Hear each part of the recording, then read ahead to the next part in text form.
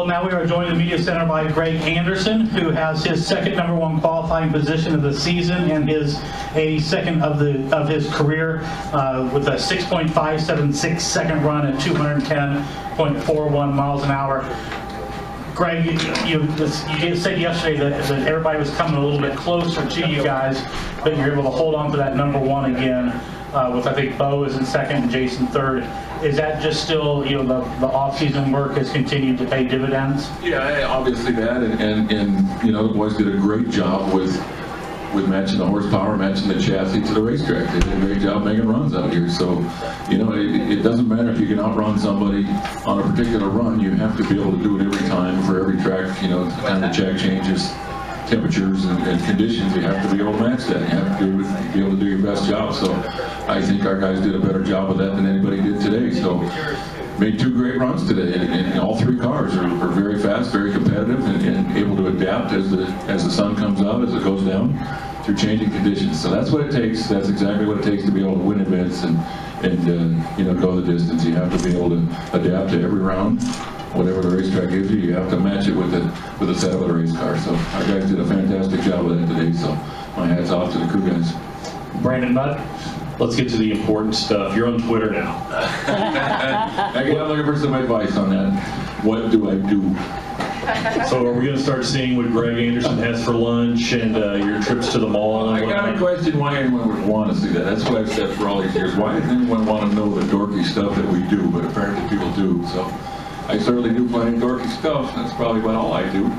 I guess people are getting ready to see it. A little bit nerdy. In all seriousness, you've done well this track. Your teammate has been kind of Ricky Bobby here. It's either first or last.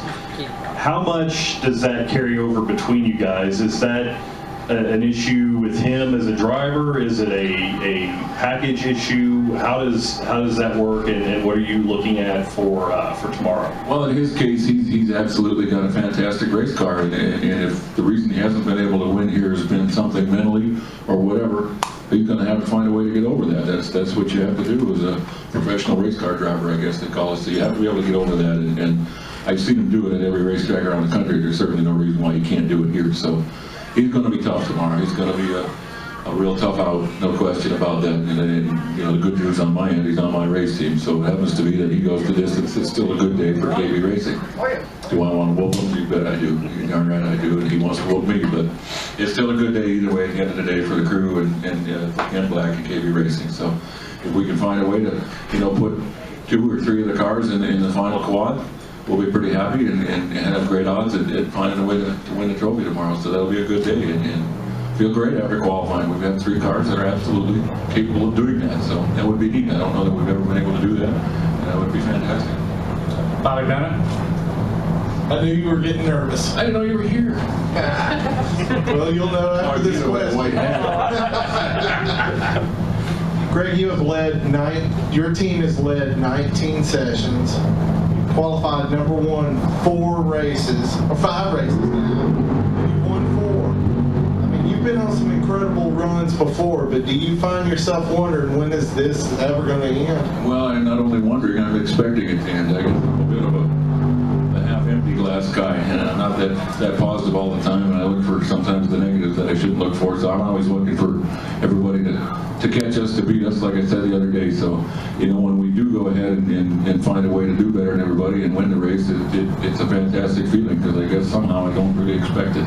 I expect the other guys to whoop me every time I go up there, and I think that's a good attitude to have. If you go up there too confident, too cocky, you usually end up going home. So I go up there feeling like an underdog myself, to be honest with you, and I've been beat by every person in this class many times, so it certainly can and does happen. So if you go up there thinking that you're the man and nobody can beat you, you're going home early. So I don't have that mindset. I go up there every time thinking that everybody's there to steal my chunk of candy, and I go try and get it back from them. You're still not prepared to answer whether you're that good or they're just that bad. What is it Ricky Bobby said? And the greatest type P excellence. How do you say that? How did he say that?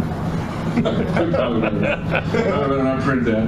But no, we're definitely not like that. We're just happy in playing a one run by run. And yesterday looked like absolutely they closed the gap on us, and we put our heads together overnight, that meant, you know, if we don't find something better for tomorrow, we're liable to lose the pole, we're liable to lose number one, and we don't want to do that just yet. So I think we made gains overnight. We did yesterday. So we upped our game and kept a little bit of distance. So feel pretty good about that. But tomorrow's a whole nother day, a whole nother set of circumstances. A little warmer tomorrow, and anything can happen on race day. And you know, as well as everybody, Bobby, you got 4 cars out there that when you look over, you realize anyone can whoop you. Whoever leaves the starting line first is usually going to win. So it just 99% of the races in Pro Stock still come down to how you do on that Christmas tree. Sounds like you're playing a rope-a-dope. Well, I am. Politician. Pete McCall.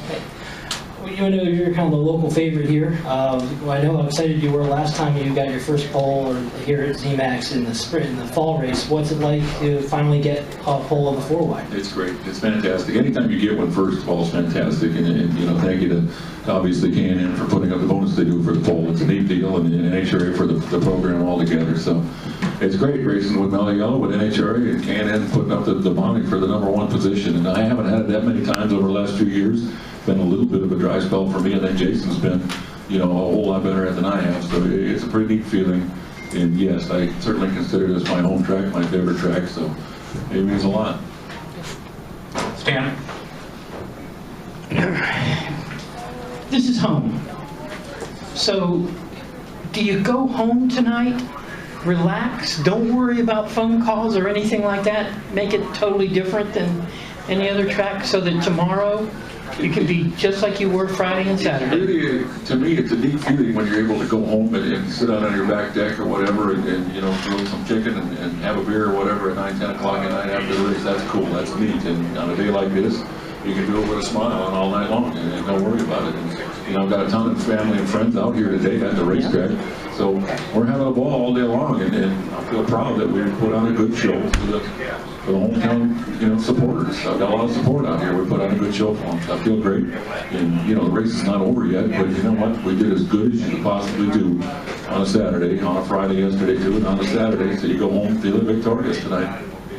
Does that mean the 3 runs you've had feel pretty close to perfection? Yeah, and I made 3 very clean runs. They're not much off at all. We could possibly be a little bit more aggressive, you know, with the starting line, but you know what? When you have fast race cars like that, you try not to go over the edge, and you try to be just a little bit conservative and low gear. Make sure you make a good quality run every time. So if they can continue to run like this, being in sort of safe mode on the starting line, I'm all good, and that's great. So sometimes you're not going to have that luxury of being able to do that. You're going to have to be as aggressive as you can every inch of the racetrack. And right now, because we've got just a minor edge, we can have a little bit more comfort built into how we race the race cars low here. So, you know, it's a confident feeling going up there. You're pretty confident the car's going down the racetrack. It's going to be fast. Thank you. And just one, thank you, Greg. And one real quick note about Greg. Greg has moved past Warren Johnson for the most consecutive races qualified that he's entered, with 304 straight, which is the most in Pro Stock history. He is second all-time now to only John Forrest at 395, and Greg has not had a DNQ since 2002. So, Greg, kind of a historic, pretty big number day for you guys. So, enjoy that barbecue tonight. That's pretty cool. He's tweeting. Looking at my Now phone you know what see to if I tweet. got- No, I just like to see if I got a congratulations from Warren. Not here yet. Thanks so much, guys. And just like Eddie said, you know, the goal obviously is to be here Sunday night with a yellow hat. Green is awesome. Yellow is even better.